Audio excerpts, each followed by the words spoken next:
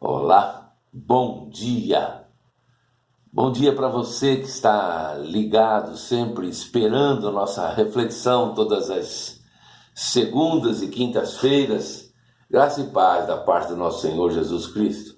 Inicialmente eu mando aqui sempre um abraço, mas para iniciar hoje eu mando especialmente aos pais pelo dia de ontem. Maravilhoso, eu chamo maravilhoso dia dos pais, né? Deus esteja abençoando com muita sabedoria a vida daqueles que têm a sublime missão de ser pai.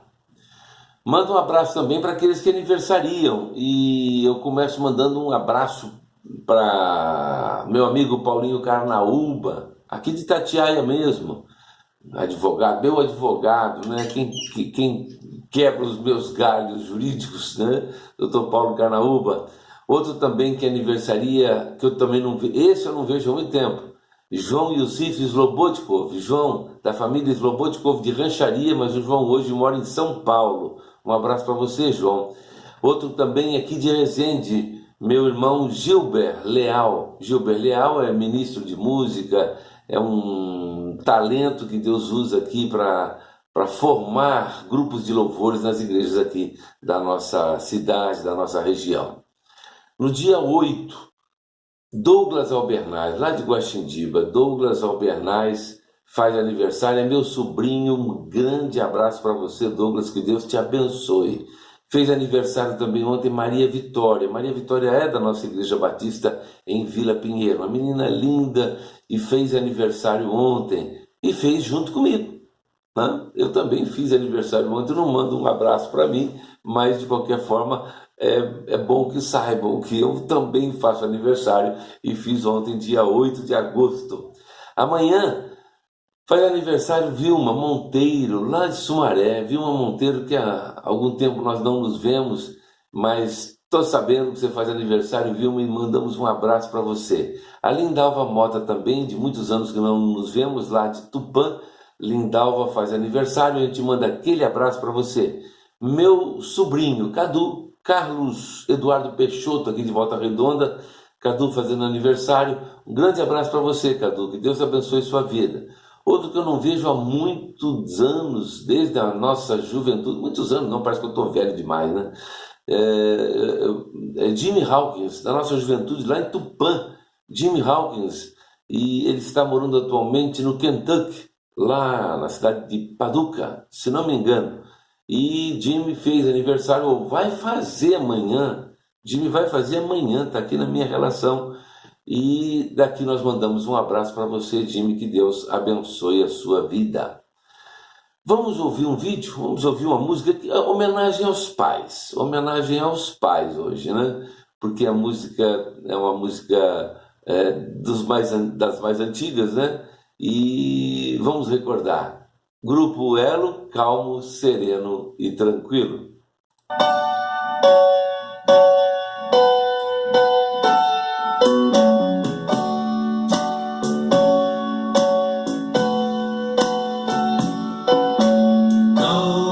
Sereno e tranquilo, sinto descanso neste viver.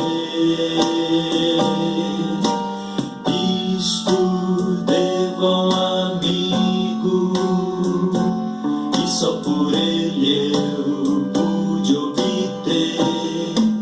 Ele é Jesus, meu amigo, meu Senhor, o Salvador. Só por ele ganhei a vida eterna com Deus, com Deus. Triste foi sua história, levado à cruz sem pecado algum. Só porque me amou,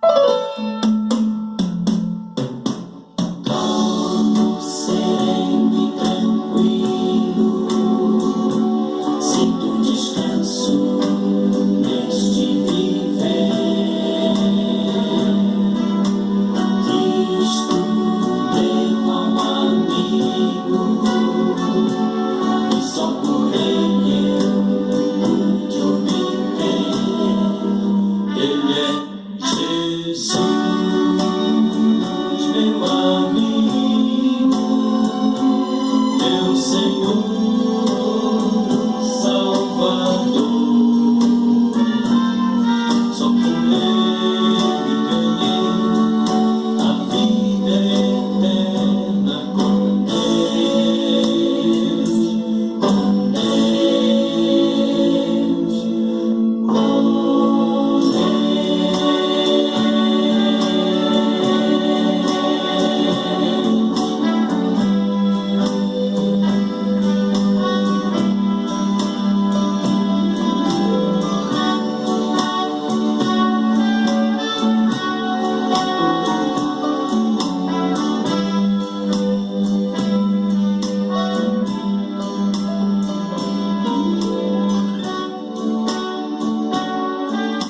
Amém?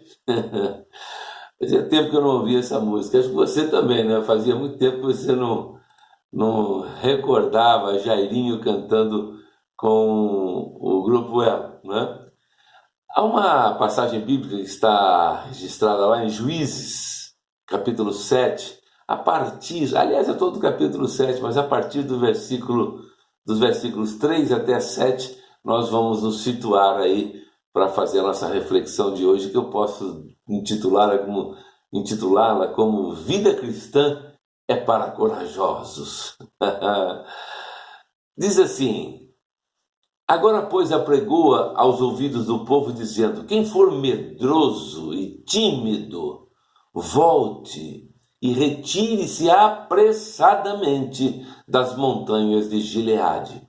Então voltaram do povo 22.000, e 10.000 ficaram. E disse o Senhor a Gideão: ainda há muito povo, faze-o descer às águas, e ali os provarei. E será que qualquer que lamber as águas com a sua língua, como os lambe o cão, esse porás à parte, como também a todo aquele que se abaixar de joelhos a beber. E foi o número dos que lamberam, levando a mão à boca, 300 homens. E todo o restante do povo se abaixou de joelhos a beber as águas. E disse o Senhor a Gideão: com esses 300 homens que lamberam as águas, eu vos livrarei e darei os midianitas na tua mão. Portanto, todos os demais se retirem, cada um para o seu lugar. Esta é uma das passagens bíblicas mais interessantes, porque ela retrata um momento muito especial do povo de Deus. Gideão era um servo obediente ao chamado do Senhor, e ele então convoca os homens de Israel para uma guerra que estava acontecendo contra os midianitas, e outros também, amalequitas e outros povos ali. E foram atraídos por essa visão de Gideão 32.000 homens, mas aos olhos de Deus era muita gente. Era uma ameaça real que havia de uma luta, de uma guerra, e de acordo com a ótica militar da época, seria uma verdadeira carnificina, porque os inimigos que cercaram Israel, e de acordo com o versículo 12, eles estavam no vale, acampados, e eram como gafanhotos em multidão. Eram inumeráveis os seus camelos, como a areia que há na praia do mar. Então era muita gente. Portanto, havia uma expectativa, vamos dizer assim, certa de derrota. E a primeira providência divina foi determinar a Gideão que afastasse os medrosos e os tímidos. E nessa dispensa, 22.000 homens foram para casa. Isso nos diz que muitas pessoas elas são atraídas pela pregação da palavra, pela visão que vamos passar a eles, mas nunca vão se arriscar por ela, porque têm medo e não querem se comprometer. Quando avistam o perigo ou quando imaginam o esforço do trabalho do reino, fogem para suas casas e por lá ficam. E é bom que fiquem mesmo por lá, porque estão melhor fora do campo de Deus do que nele. Pois o seu medo, o seu descompromisso é possível de ser contagioso e de desencorajar aqueles que são fiéis e sinceros. Dessa primeira passada de rodo de Gideão, restaram 10.000, mas segundo o entendimento do Senhor, esses ainda eram muitos. Ao argumento de que eles poderiam pensar que o seu valor compensava a falta de números e atribuir a vitória a si mesmos, Deus, sondando aqueles corações, fez uma espécie de triagem e dispensou aqueles que também não estavam de acordo com a sua vontade. E por último, houve aquela determinação divina de realizar aquela esquisita prova de escolha de quem havia lambido a água apanhada com as mãos. E nesse processo restaram apenas 300 homens e todo o restante foi dispensado. E eu faço menção desse texto trazendo para a nossa realidade atual, porque nós estamos cercados há quase 2 anos por um novo vírus que atingiu todo mundo e nos colocou num verdadeiro pânico, isolou famílias, cidades, países, trouxe muita morte no seu rastro avassalador. Não por medo, mas por determinação das autoridades, nós fechamos os nossos templos, assim como foram fechados todos os locais de possível ajuntamento de pessoas. Nós nos enclausuramos em nossas casas com o objetivo de evitar maiores contaminações entre a população e nos resguardar também quanto à nossa própria saúde. Era até compreensível que o medo tomasse conta de todos nós, não apenas porque estávamos sujeitos a sermos contaminados, mas existia o receio maior ainda de contaminarmos outras pessoas, principalmente aqueles de mais idade e os de maior vulnerabilidade. Mas as normas de segurança que foram adotadas, elas acabaram afrouxadas à medida em que a vacinação foi atingindo um número maior de pessoas e o número de contaminados e de óbitos foram diminuindo, e acabou com isso havendo uma liberação quanto à realização de cultos nas igrejas, os encontros em bares e clubes, e a vida tem aos poucos voltado ao normal. E eu paro para analisar o que essa pandemia influiu em nosso temor e em nosso ânimo. Eu ouvi do pastor Fernando Félix, da Igreja Batista Central aqui de Resende, uma palavra em que ele agradecia a Deus pela pandemia. E ele citando o texto de Paulo em 1 Tessalonicenses 5,18, que diz assim: em tudo dai graças, porque esta é a vontade de Deus em Cristo Jesus para convosco. Meu Deus, eu dar graças a Deus por essa pandemia? Sim, porque a Escritura Sagrada afirma que tudo que nos acontece é da vontade de Deus. E o sentimento de medo não pode tomar conta daqueles que Deus quer usar em sua obra. Os caminhos de Deus, eles são muitas vezes misteriosos, e ele reduz o seu povo, vamos dizer assim, até a grandes dificuldades para que a sua própria glória seja mais engrandecida em sua preservação. Quando a fé está em exercício, nenhuma dificuldade nos fará cambalear com a promessa que nós recebemos. Os 300 homens que restaram, depois que os covardes, os tímidos, voltaram para casa e aqueles de má intenção foram dispensados, também não são de maneira alguma considerados combatentes. Eles estavam armados com trombetas em vez de espadas, e eles carregavam nas mãos os seus alimentos, como se Deus tivesse planejado que eles passassem o dia com músicas e banquetes, em vez de encontrar os seus inimigos em um campo de batalha. Isso é para mostrar que a obra de Deus é frequentemente realizada pelos meios mais improváveis, e que quando Deus ordena e aponta as nossas armas, nós podemos avançar com segurança contra os nossos inimigos, dos mais formidáveis, embora armados apenas com uma trombeta ou com 5 pedras lisas, como foi com Davi. Hoje, o mundo inteiro encontra-se cercado por contaminações, mortes causadas por esse vírus avassalador. Exércitos de cientistas travam uma luta renhida para combater esse mal, e nessa hora o papel de Deus atuando na vitória torna-se ainda mais evidente. Ou eu creio que Ele é o Deus protetor, ou eu fico em casa morrendo de medo. O verso 10 desse capítulo 7 de Juízes nos mostra que, ironicamente, o próprio Gideão estava com medo, mas ele não abandonou a luta, ele estava disposto a enfrentar a morte, se preciso fosse. Afinal de contas, a morte para quem está com Deus, ela é vitória. Se temos medo de morrer, é porque nós ainda não entendemos nada a respeito do Criador da vida. Com o retorno dos trabalhos em nossas igrejas, nós recomeçamos a difícil luta contra Satanás, que impõe o medo em nossa mente. Se você está com medo, é influência de Satanás. E daí, do medo para o descompromisso, é um passo muito curto. Satanás quer exatamente isso, colocar um medo em nossa mente e nos influenciar ao descompromisso com as coisas de Deus.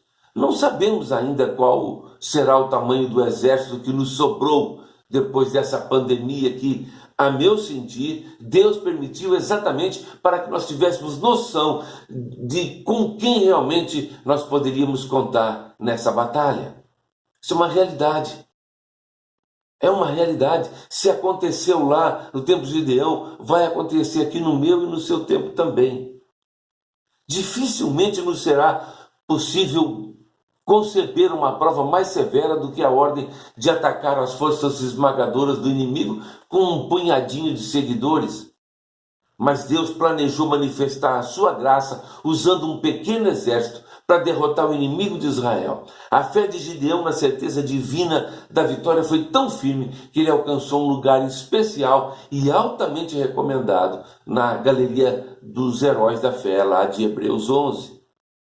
E eu concluo perguntando para você, para que haja a possibilidade de você fazer uma reflexão acerca do seu posicionamento.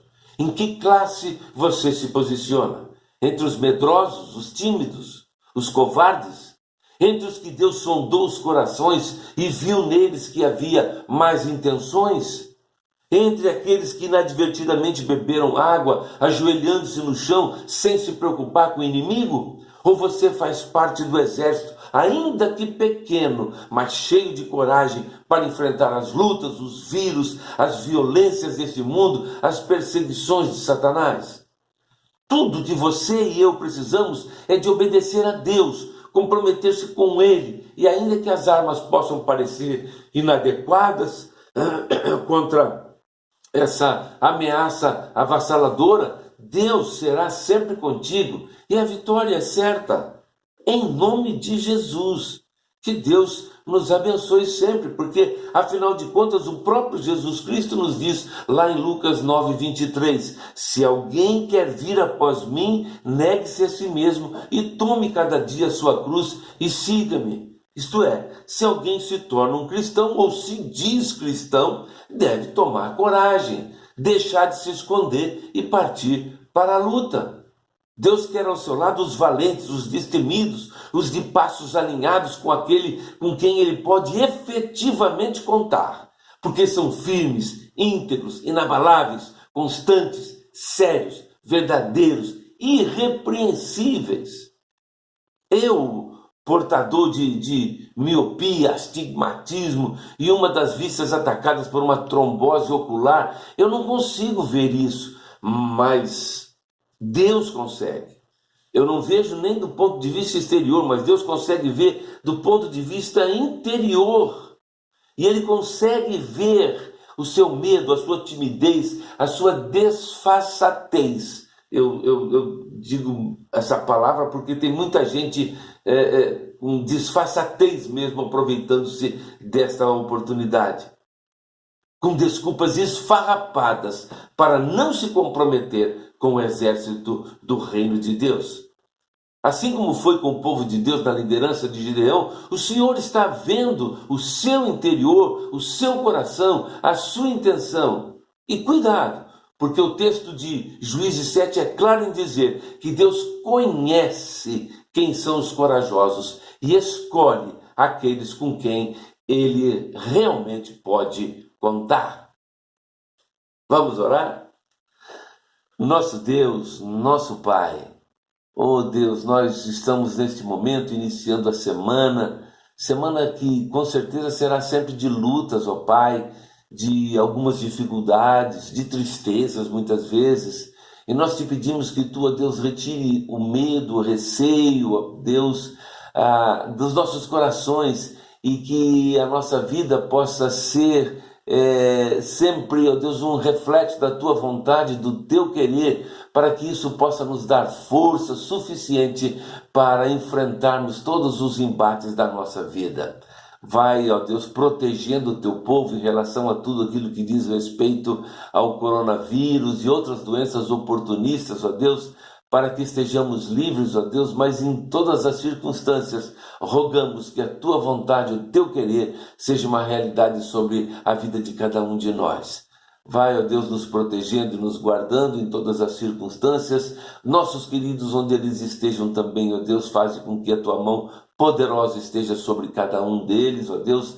Vai com os teus anjos sempre aplanando os nossos caminhos, fazendo com que não haja obstáculos, ó Deus, em nossa caminhada em tua direção. Ó Pai amado, ouve sempre a nossa oração. Ó Deus, abençoa todos nós que estamos, ó Deus, te buscando, que estamos, ó Deus, procurando fazer a tua vontade. Ó Deus, perdoa os nossos pecados. Nós oramos e o fazemos em nome de Jesus, o teu Filho amado. Amém, amém. Que Deus nos abençoe. Passei uns minutinhos hoje e alguém pode falar, pastor, está indignado. Não estou não, mas eu acho que essa pandemia veio exatamente passar uma boa peneira no reino de Deus. Um grande abraço, que Deus nos abençoe ou continue nos abençoando.